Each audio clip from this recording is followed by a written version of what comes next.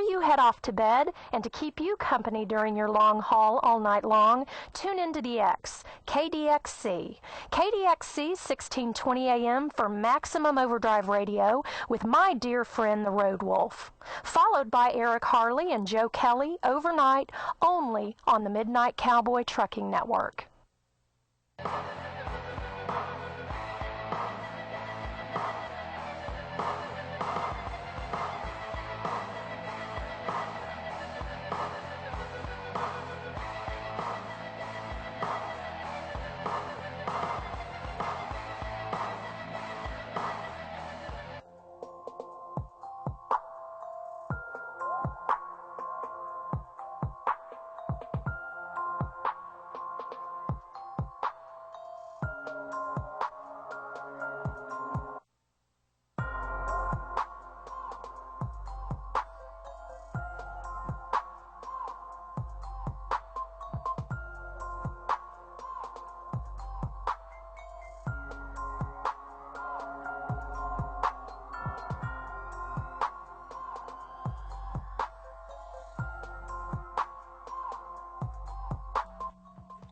Welcome to Talking Tows, a segment of Highway Hooker Radio where we talk about tow trucks and discuss issues and concerns of us who drive them, the American towing professional. Talking Tows is brought to you by the Iron Knights Association and our great supporting cast. Rocky Mountain Wrecker Supply, Murray, Utah. Federal Signal Corporation, all the better to see you. By Miller Industries, manufacturers of homes and Century towing equipment. By Jody's Diner of Evanston, Wyoming, when you just gotta eat. Now sit back, grab your coffee cup, and enjoy as we talk tow here on Talking Tows.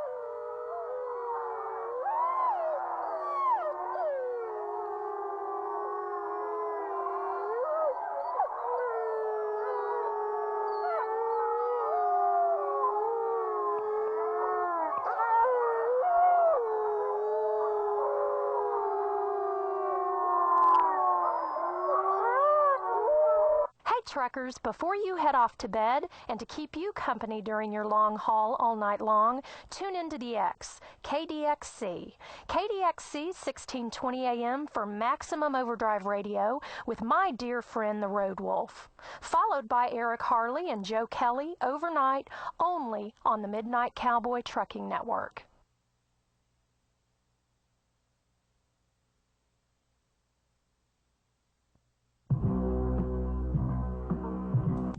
And welcome in to my world. It is time for Talking Toew. You know, the first thing that I want to get off the top of my chest, or whatever you want to call the top of, I want to absolutely tell the people over there at YouTube, I don't give a shit, gay bay, queer bay, or whatever bay. They can fall off into the bay. Hey, YouTube, fuck you. You heard me. I said, fuck you, YouTube.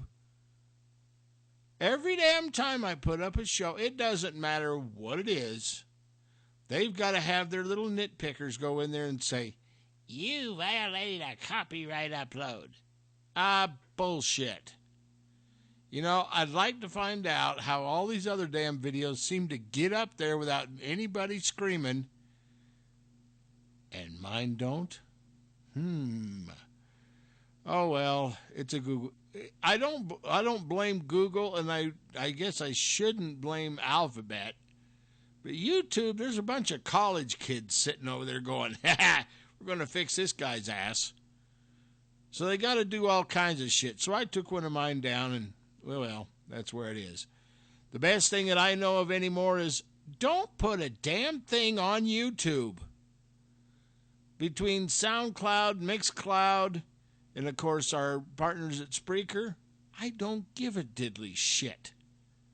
The little bastards, the little spoiled brats. I want one of those little fuckers to come over this direction just once and tell me that he works for YouTube. I don't give a shit. The tow is going to be about triple what I normally charge. And I hope it's during the winter. I hope there's snow on the ground, and I hope it's 50 below, because I'm going to make them wait. Let them have to eat chocolate soup for a while, you know? It's not nice to piss off your tow truck driver. No, no, no. And believe me, friends, there's a hell of a lot more of us than there is of you. Anyway, good evening. Welcome in. It is a Thursday. Actually, last night, I didn't even get on the air for anything last night. Just didn't feel like it. And when I woke, and mostly because I had intended completely to do something like, I don't know, wake up this morning at like about 4 a.m. and do a show on Spreaker, or at least. Didn't happen that way. I just rolled over with and stayed that way. I didn't have a tow to go on last night at all. I didn't have one this morning. And pretty much most of the day I pretty much sit around the house. I've got work to do on Lexi Bell still a little bit. I kind of figured out my electrical problem there, and I haven't completely isolated the solution. Now, I went down, and this is a good story too, but I went down here to the local Walmart. I know, a lot of good that does. No, I went down to the local Walmart and I bought, I won't say it's a cheap battery, but one that's up there in price. And here's the funny part about, and it's not really funny, ha-ha, it's like funny, you goddamn stupid little punks that work at Walmart. They must be related to those people over at YouTube. It's got to be. Inexperienced dumb shits. No wonder they're crying everywhere for teachers. Our kids are stupid. But anyway, so I go in and I take the core of all of $12. And I hurried back out to the shop, put the new battery in the truck, and it still starts with just one twist. So that kind of tells me that I've got to draw on some of my hot equipment, my two-way radios and my lights and overheads and floods and all the accessories that I need out on a job, right? So I'm thinking maybe, remember on the old fire trucks, like the American LaFrancis and stuff, right? Usually it was right either under the seat or just between the seats or against the back of or at least pretty close to where you could get to it. There used to be a big round switch. And you'd switch it on, and it would actually turn on everything in the truck. And so I'm thinking, because apparently the battery that I bought from Dear Sweet Walmart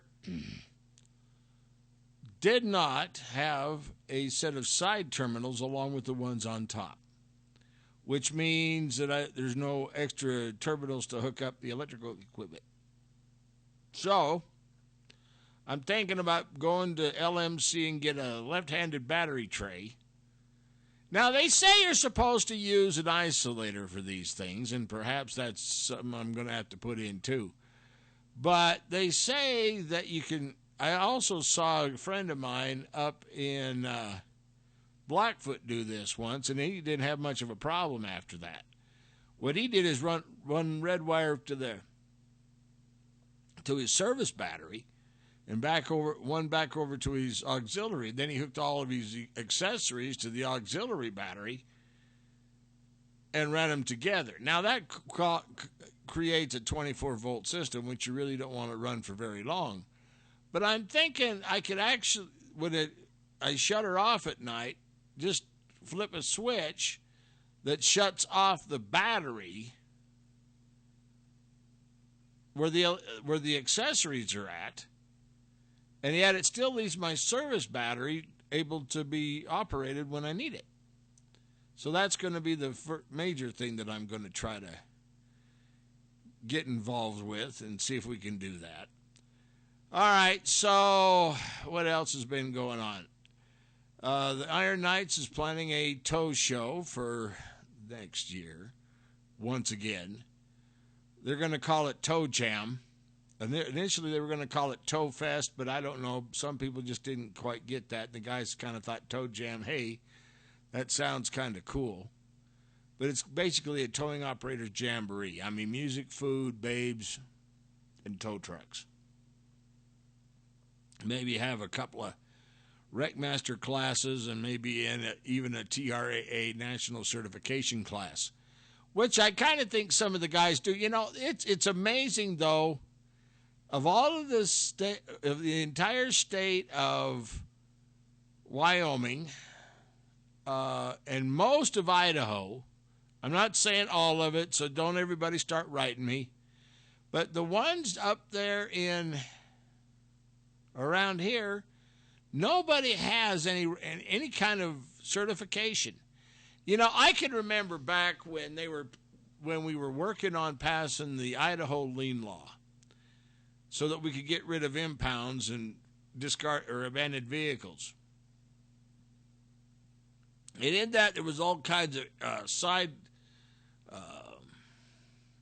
pieces to it that they call appendixes, or earmark bills, legislation. Basically, that covered a whole bunch of problems. First of all, it actually, for once, defined a tow truck and a wrecker from one from the other. The other one was the benefit that it allowed us to be able to flip around in the middle of a damn freeway so that we wouldn't necessarily be working against traffic, and we could actually work along in the same lane or the same direction that traffic normally flows. And likewise, if we had to turn around to get to the other side of the interstate, provided that we could turn around, because sometimes the bar pit's a little bit on the snowy, mushy side. But we could also use the actual emergency turnarounds that they have in the middle of the interstates, right there in the median. So that was the other thing that was allowed. And there was a whole host of a bunch of them. J.V. Bates, myself, Johnny Nussbaum of Johnny's Towing over there in Twin Falls, and a few others actually helped push that through. But one of the things that we actually did, and it was kind of innovative, I guess, at the time, because a lot of people couldn't do it. But what we did is we actually put in the original certification program. Now, here's what we would end up doing, and they weren't necessarily brand new cars, but they weren't exactly old cars either in trucks. But what we'd do is go out there at the Western Idaho State Fairgrounds where the law enforcement people, post academy students train. And we'd actually turn around or, they'd flip vehicles over and then flip them back and recover and hook up and drive around and go through the pylons and actually demonstrate our skills. And you had a certain amount of a time limit, and you had an Idaho State Trooper and a Department of Law Enforcement guy there, and he would actually time you and see exactly what you were doing and how well you were doing it, and then give you a grade. And anyone that it was over 80% of the actual score of 100, that way you could actually pass, and you actually got a little piece of chrome that said you were certified. And it was the initial certification program. And then Donnie Cruz, the Towing Recovery Association of America, once upon a time, he invented a concept of how to do a certification. And I don't care what anybody says. There is absolutely no particular way to get every vehicle out of a situation that they could possibly get in. Everything's different. Every call, every recovery job, every tow is just a tad bit different. It really is. But at least with the certification program, at least whoever's behind the wheel has some, I won't call it basic knowledge because it's a little bit above that, but at least has some working knowledge of what the hell he's doing out there, or she. Too bad we don't have more women in this business. I know across the country there are, in some of the big cities, women are being more accepted into the profession and all of that, but still the long and short of it is I don't see that a lot around this part of the country. Now that doesn't mean that they couldn't be. It just means that so far there isn't one. I mean, there's Lynn down there in, I would say Woods Cross, but nobody else does. But it is. North Salt Lake, Bountiful, whatever. It's kind of hard anymore to tell which one's separated from which. But she's probably one of the best ones that I've seen that's actually a woman that actually can work a tow truck. Now, I'm not saying that women can't drive a tow truck. I'm not saying that a woman shouldn't drive a tow truck. The problem is how many are willing to go drive a tow truck. Think about what we do. Okay, just think about what we do. 2 o'clock in the morning, especially in this part of the country, 2 o'clock in the morning, the phone rings. Auto Club. Sheriff's Dispatch. Highway Patrol Dispatch. Doesn't matter who calls you, but you get called. Motorist is off into the bar pit or hit something. Now, simple recovery jobs or basic recovery jobs is not too bad of a deal because you're going out there, you flip it or you pull it out of the snow, get it on its four wheels, write them a bill, off you go. most women, I'm not saying all, but most women probably could handle that because they deal even with children who can be just as bad as a damn bad or stuck vehicle. So adversity is probably not the worst thing in the world that they could do, but that's probably pretty much what it is, okay? Now, here's what happens. That 2 o'clock call, 50 below zero. I always say that because I can remember that the one time that I had that, or two, up here.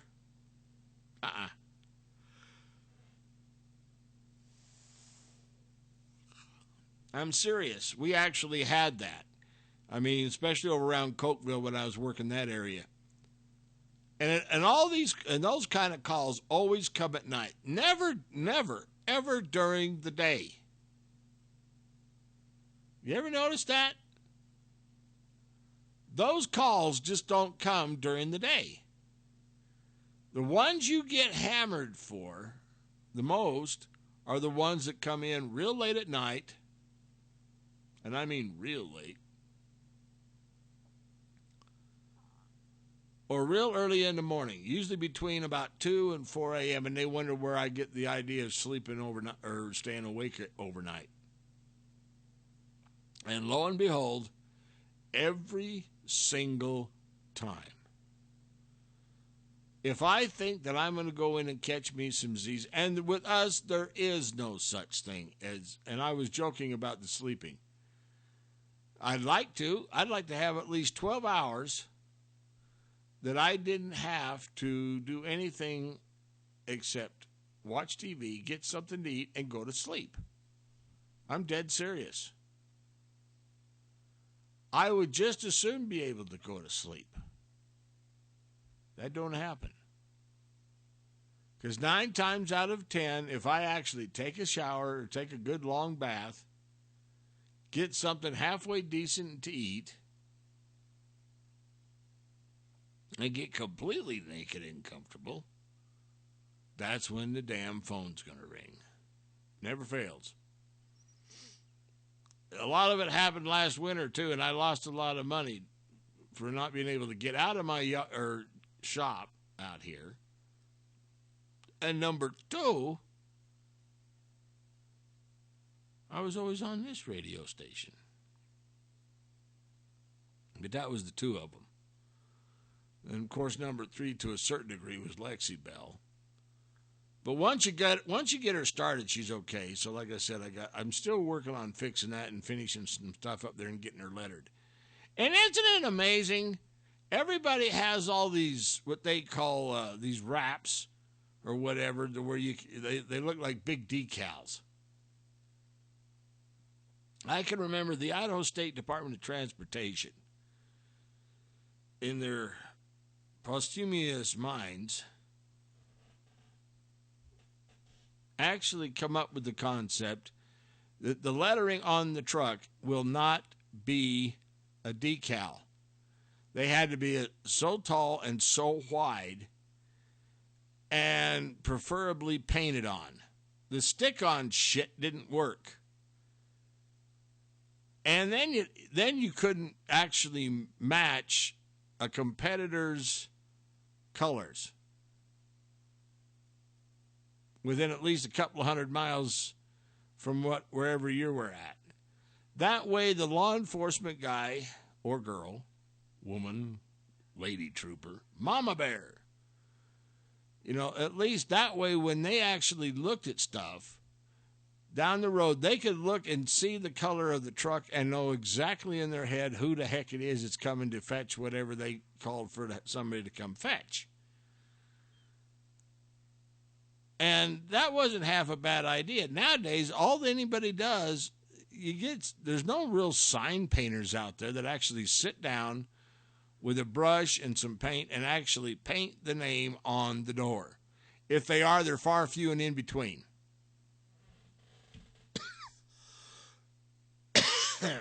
Airbrushes were also very popular back then.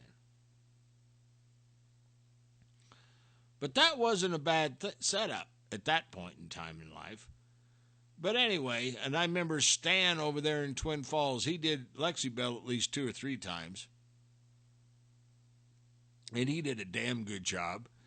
He did Johnny's. I think he did Twin Falls Body and Paints when they were still in business before he got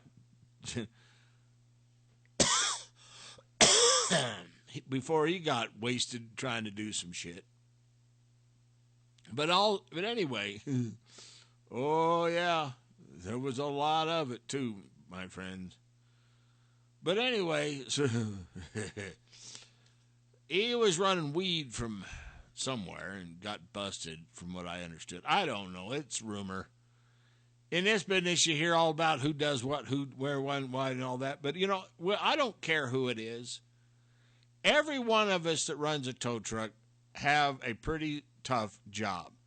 Now, granted, nowadays, everybody wants a little bit more piece of the pie because, hell, shit costs money. Tires are more expensive. Gas is more expensive. Diesel is a hell of a lot more expensive. And, of course, now OPEC is urging the domestic American producers to quit pumping so much fuel or oil out of the ground from this coal shale and all that stuff. So what they're trying to do is OPEC's trying to force a price hike, and yet America's flowing with oil here. Funny how that has not trickled down to Evanston, Wyoming. If these guys actually started producing around here, jobs would come back and this town actually would kick over and do some decency stuff. But anyway, the long and short of it is, we actually had artists that actually would paint the names on the trucks and do murals and do cute little sayings and stuff. And it would individualize the truck. And like I said, for the highway patrol and so on and so forth, it did allow easy identification. You couldn't duplicate. I couldn't have the same colors as Tommy Thompson. I couldn't have the same colors as Denny's Record Service. I couldn't have the same colors as somebody else. I had to come up with something else. Now, I was lucky that Johnny let me do the orange and black, just like he did his 2-ton. That GMC was a beautiful truck. And there wasn't a hell of a lot of store-bought anything on that truck. I mean, yeah, the blinkety lights were store-bought. The winches, yeah, and the body to a large degree was store-bought. And, of course, the truck itself. But the actual accessories and the equipment that he used, he would make. He didn't pick up the phone and say, "Hello, Rick down there at Rocky Mountain Record Sales, I need this." Nope, there was none of that. Johnny'd go make the damn thing. If he broke a J-hook or a set of chains, he'd go build his own. To hell with this calling up stuff, Oh, by the way, talking about mail order. Have you seen the new stuff? Now, according to what I got the other day, and I don't know how many others of you got this, but I got this thing from AW Direct that was saying something like the catalogs are not being published, they're overhauling the website or some damn ass thing.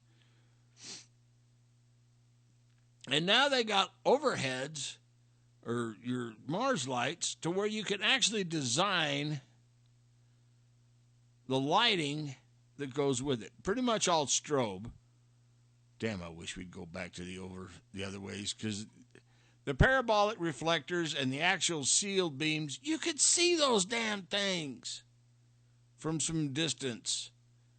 I always, everybody's, and I thoroughly agree. I really do. I think that everybody that's in the business, that's on the business, really people need to slow down and move over when they see some of us working beside the freeway or interstate or however you want to say it. Yeah, I firmly agree with that. 100% absolutely get the hell over. But they don't slow down with the law enforcement either. So, yeah, it's bad enough when we get it and we lose, one or at least one driver or owner-operator tow truck driver or towing professional somewhere in America at least once a week. Sometimes more than that, sometimes less. And thank goodness that they've got the towing wall of honor and a few other things going out there for us. At least we're starting to get some sort of recognition for what the hell we do out there. Can you imagine if we weren't there? And I'm talking to the general public now, not just you guys and gals that are out there towing. Can you imagine what it would be like if we weren't there? Think about it. What would it be like if we were not out there picking up that stuff? You would have scrap metal from coast to coast. Bar pit along the side of the interstate, maybe even on some portions of the interstate. There would be scrap all over the place, from wrecks, breakdowns, and all that. Nobody ever thinks about that if we weren't there. Hell, somebody's daughter, somebody's mother, somebody's wife, girlfriend, significant other. Where did the hell that ever come in? But anyway, so, yeah. So that kind of, you always have to ask that question. Whatever happened there? Really, I mean, whatever happened to the respect for, that kind of thing? But we've never really gotten our day in the sunlight, or at least on a spotlight that was good. It's always, that damn greasy old tow driver. Look at him sitting over there with that tattoo on his arm and that damn big-ass cigar in his mouth. Man, he sure does smell. Yeah, probably hasn't taken a bath for 3 or 4 days. Excuse me? I'd like to have the time that it takes to go in and take a long bath and relax. If I go in anywhere to get something to eat or even at home, I'm swallowing it about as fast as I can pick it up on the fork. Why? Because you don't know from 1 second to the next when you're going to get that next tow call. And you've got to be there. In most jurisdictions nowadays, even though we can't really run a siren and you're not really supposed to run your overheads when you're going down the road, although a lot of you do. But still, I mean, we're not, in some respects we are, in some respects we're not. Some respects we're considered limited authorized emergency vehicles, like in Idaho and some places in Wyoming. And how the hell they get along with blue lights around here, I have no idea. Because it ain't illegal. It's illegal in 2 states, Idaho and Utah, anywhere to run a blue light. Unless you're law enforcement, you best not get caught with one. Otherwise, your ass is going to have to explain that to the judge. But anyway, but still, I mean, you can't go zoom, zoom, zoom. And yet the cops want you there in 15 to 20 minutes. And if it's really inclement weather, they'll allow 30 to 45, depending on where you're at. Excuse me? Excuse me. It takes time to get out of bed, or at least put your clothes on, some of them. Climb in one vehicle, like I have to here at the wonderful Wentworth. Trudge out to the shop. Shut down one car or pickup. Get in Lexibel. Get it started. Open up the garage door. Get out of there. Close the garage door because you don't want nothing else to end up inside the shop. And nobody else really wants to go in there unless it's one of your crew. Get out to wherever the scene of whatever the hell it is that you're supposed to go fetch. And then deliver. Really? And this is what we call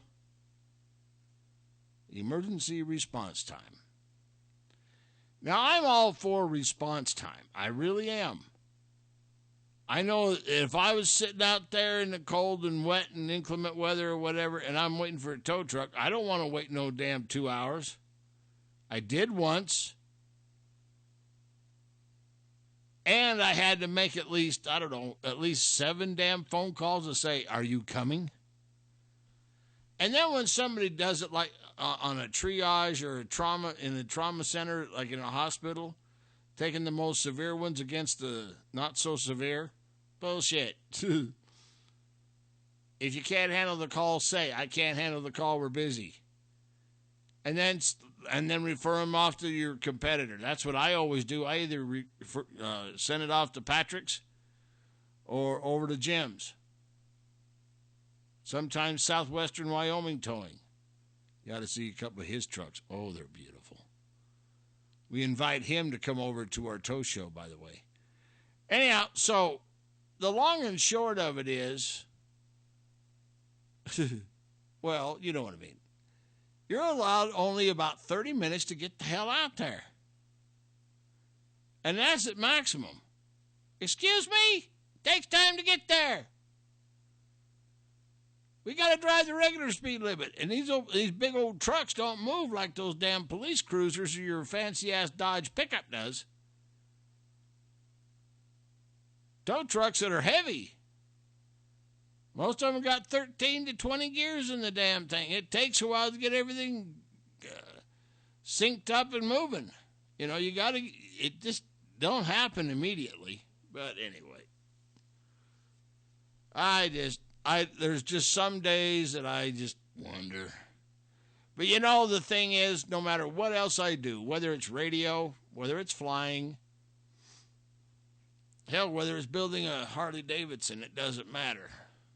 But still, the long and short of it is, at the end of the day, the best, most easy time or relaxed time that I am completely letting loose is when I'm zooming down the road in Lexi Bell or a tow truck with a loaded set of fuel tanks, a good meal in my stomach, and a paying tow. That's when I am at peace. That's when I'm at, it's just me in the truck in the interstate. Anything else, piss on it. I don't care. I just don't care. Okay, now, I want to move on to something else. I've been noticing on YouTube, there is a new, there's several pages on there for us, but unfortunately, I didn't have to put it all together, although I think that some of it's copies of what we did. It has to be.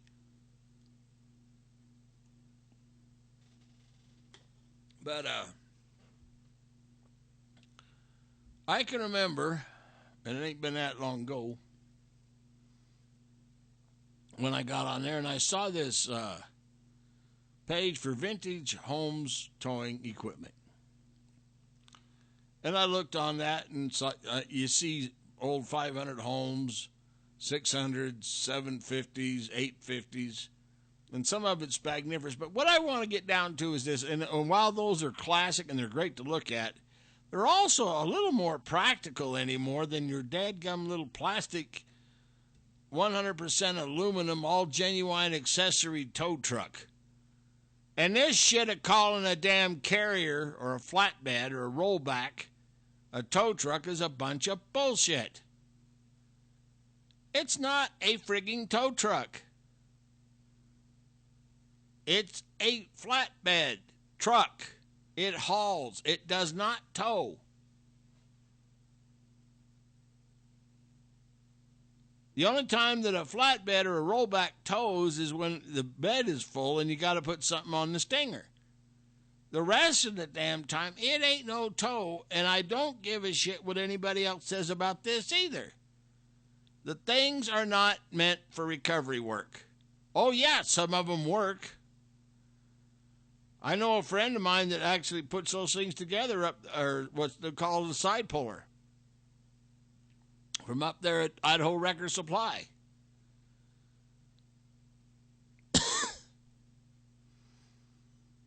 But still, It ain't really meant for a real heavy-duty pull. The old 500s, 600s, and 750s, yeah, they're meant to actually pull. They're actually meant to hook onto something and hold on to it and go. And our old split-boom Holmeses, I don't care what anybody wants to say about this fancy-ass shit anymore. Guess what? Even those sons of bitches, or, well, hell, at $500,000 or better. But we actually, with our old Holmes trucks, we were actually the initial pioneer into what's known as rotator towing, to where the actual boom actually swings out to pick up the load without having to have your ass pointed towards it. That's how that works, friends. But those are tow trucks. And when somebody says, "Oh, man, that truck's really old, man. That's antique." Bullshit. Let me give you a quick example for the consumer. Or even whatever. But the consumer. Let's say you're talking about a cassette deck and a computer. Playback for audio. Let's say that you're making a mixed CD. And you're trying to get everything off of the blasted computer onto that and all the stuff you have to go through just to be able to have something decent to listen to in your truck. 9 times out of 10, something's going to screw up. Software is not going to look at something else halfway decent, and it's going to take twice as long as it used to. Now, cassette tape. I can sit down with a cassette deck, and whether it's YouTube or Spotify or whatever, whatever music place, music site, and I can take a blank cassette, and I can put it in my cassette deck, and I can record all that music and all the stuff that's on there and put it on a cassette and throw it in my truck, and I got something to listen to when I can't hear me here, of course, or at least KTOW, and I'll got something on that in just a second. But still, I mean, yeah, buddy. So the old cassette deck works better than your computer software. It doesn't screw up as much. And it's the same way with older tow trucks versus some of this new stuff.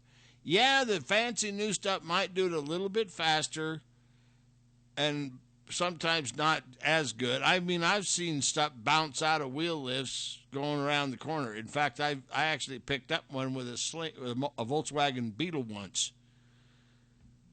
Situation was me and Pedro was up there at McDonald's one day in Lexibel. They're in Blackfoot. And right across the street was Henderson's. And so the long and short of it is he had this brand new, it was a purty truck. Hell, the wheel lift even had end caps on the end of the wheel lift, or on the end of the stinger, that was chrome. Oh, it was such a perfect, pretty little truck. But you know what? And I don't know if it was the kid not strapping down or not knowing what the hell he's doing. Of course, that goes back to your certification. But still, the long and short of it is, when it come right down to it, the little fart never tied something right down or somehow. And he come out of the service station, headed towards Arco, and that car fell down right smack dab. Plumb right there in the intersection. So as he's trying to get all repositioned and all that, I walked up to the guy and I said, "You want me to do it?" And I jumped up there, backed up Lexibel, dropped the sling, threw the damn J-hooks underneath the rear tires, hooked up to the axle, slung it around, put it on the sling, put my tag lights on, threw the damn little bug in the neutral, and off we were headed to Arco. And I made, I think, a little bit over $285 on that, which proved that even though here was a brand new, fancy, real purty tow truck, Good old Lexi, she may be old, but she got the job done. And I've seen it more than once happen that way. Some guy goes out here with a real fancy-ass truck. But guess what? Some of this old stuff, when push comes to shove, sometimes the old truck, the old timers with a little more experience and a little more knowledge and a hell of a lot more strength gets the job done. And so when people complain to me, well, you know, boy, that's really an old truck. Yeah. Boy, I'm surprised that'll pick up anything. Well, I'll tell you what, it'll pick up your damn Toyota Tercel or whatever that you got in the ditch a hell of a lot faster than that damn fancy-ass carrier will. I can pluck you out of that blasted median strip or that snowbank in a heartbeat compared to what that other guy's doing. He's got to sit there and either shovel away, chip away, or really pull real hard. All I got to do, for the most part, is just pick it up and find me a good pull point and go. Now, talking about pull points. Now, and I understand what the deal is.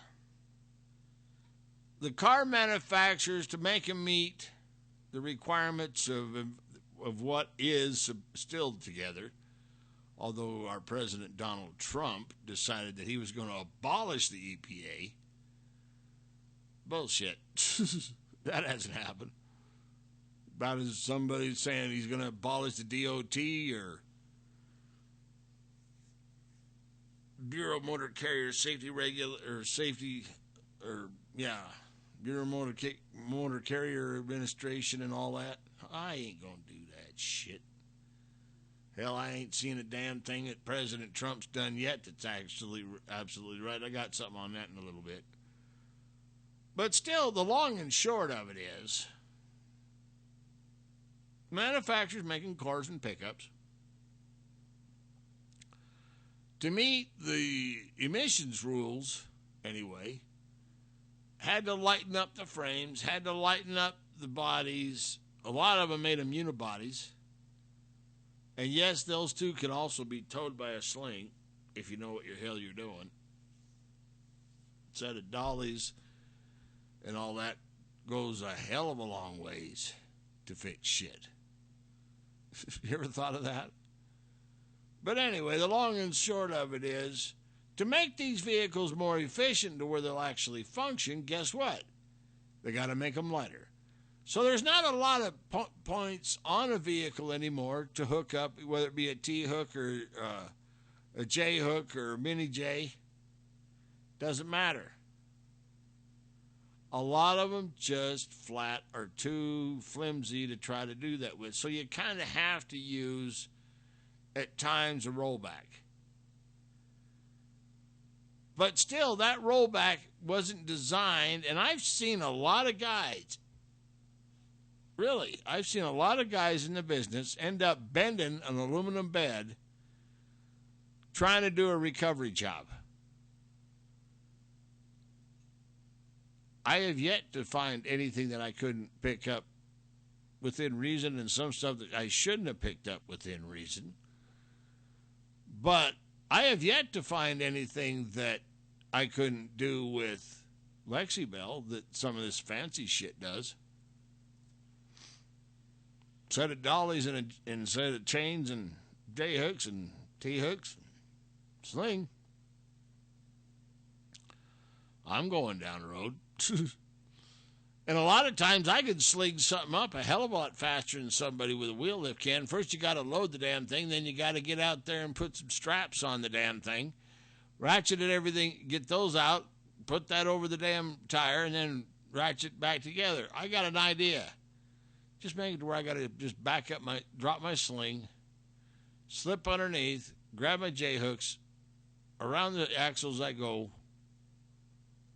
tighten them up on my sling bar, and then off the road or onto the road I go. And I'm done a lot of times, and I've always said, why don't somebody actually put a clock to that? Oh, by the way, we are. It's called Toe Jam. Okay, so speaking of Toe Jam, and this is a good part of this, But speaking of toe jam,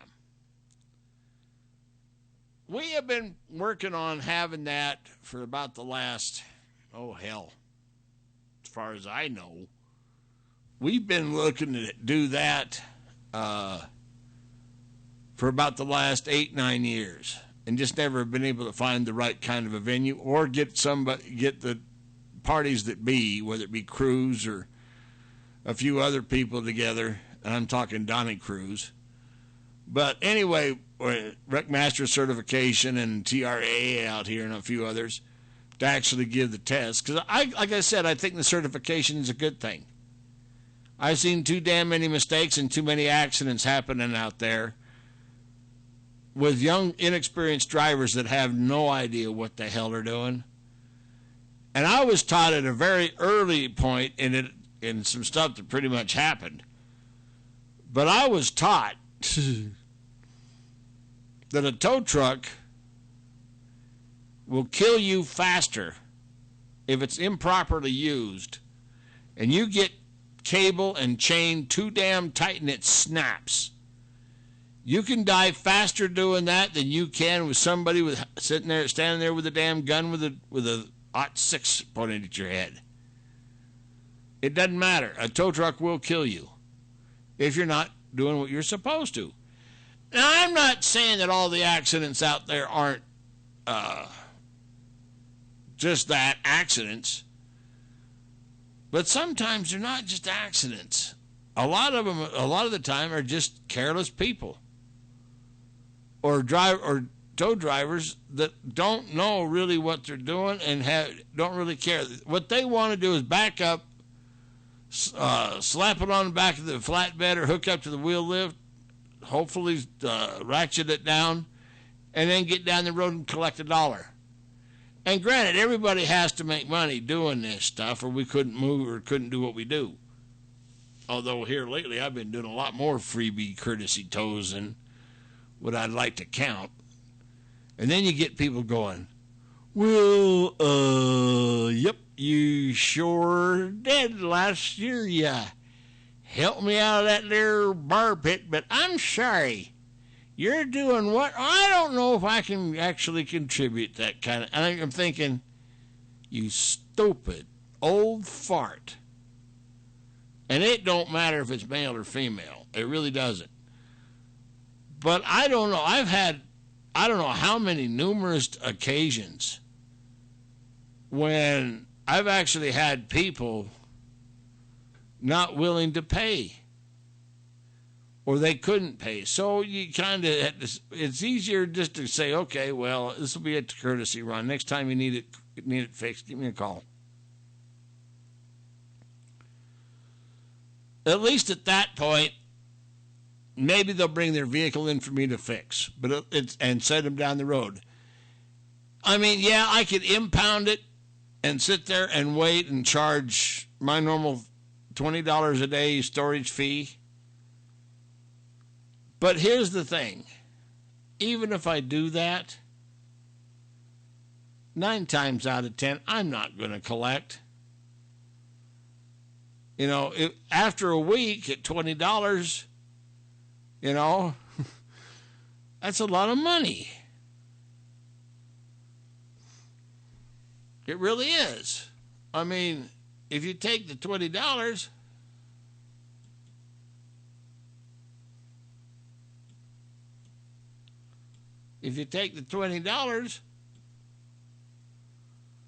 okay,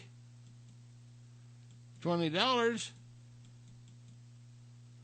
and you multiply that, let's say for 7 days, usually is a week, that's $140. A lot of them don't have that $40, especially if they actually had to go to jail because of it. You know, they just got done paying a pretty hefty fine. So what do? Go figure. So I just set it down the road, usually. You know, and I try to say, well, pay me when you can. And I know that's probably one of the reasons why I'm struggling so much, but at least I have a heart. I mean, and especially if you see little kids and and I don't know, an old mother-in-law or something, with her jugs hanging down to her knees and, maybe about 3 teeth in her mouth and all that. You're going, these people ain't got a hell of a lot of money. They need help, but they ain't got no money. Even though they'll say they'll pay you or will try to pay you. Guess what? Very seldom do they actually ever do that. They just don't. They don't have the money. But most, not all, but most of them will actually come back and say, hey, I need oil change here and there. I need this or I need that. If you kind of extend them a bone, giving the dog a bone, you can do that. But anyway. Again, I got to say, though, I am so pissed off anymore at YouTube that pretty soon I am going to get to the point to where I'm not going to put a damn thing on YouTube. I don't care if it's this show. I don't care if it's our network. I don't even care if I even buy a commercial on YouTube for Hazard County Choppers or Highway Hooker Towing. I'd like to. I thought about it. But if they're going to be so damn nitpicky and not let me put up the radio show's music and things that help us go, why should I patronize them?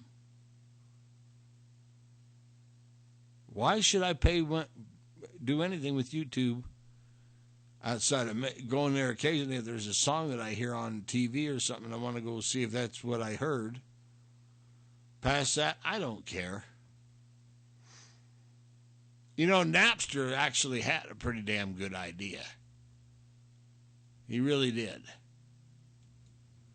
That was one of Facebook, or the guy who invented that was one of the guys that got in on the ground floor when they started making that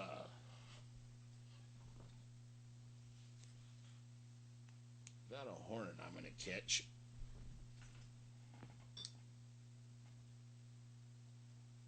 Yep, I didn't get him. Come here, little feller.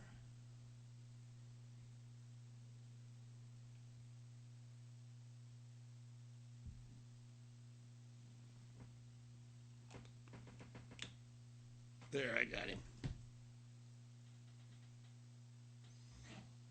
Well, he'll survive. Little hornet does survive. Oh, he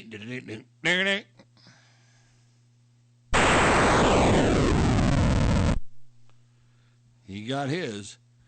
But no, when it comes to YouTube, and I know, I'm going to hear this a lot too. I know musicians need to make money for playing music. I understand that. That's how they make their money. I know that a lot of people go on there and try to get YouTube to pay them for putting those videos up there. I understand that. But if you're not looking to monetize anything, in other words, make money from it, and you're just putting it up there for entertainment purposes only, why should they give a shit if you put up your radio station show on YouTube? If you're not asking them for a damn dime for what you did, why should they care?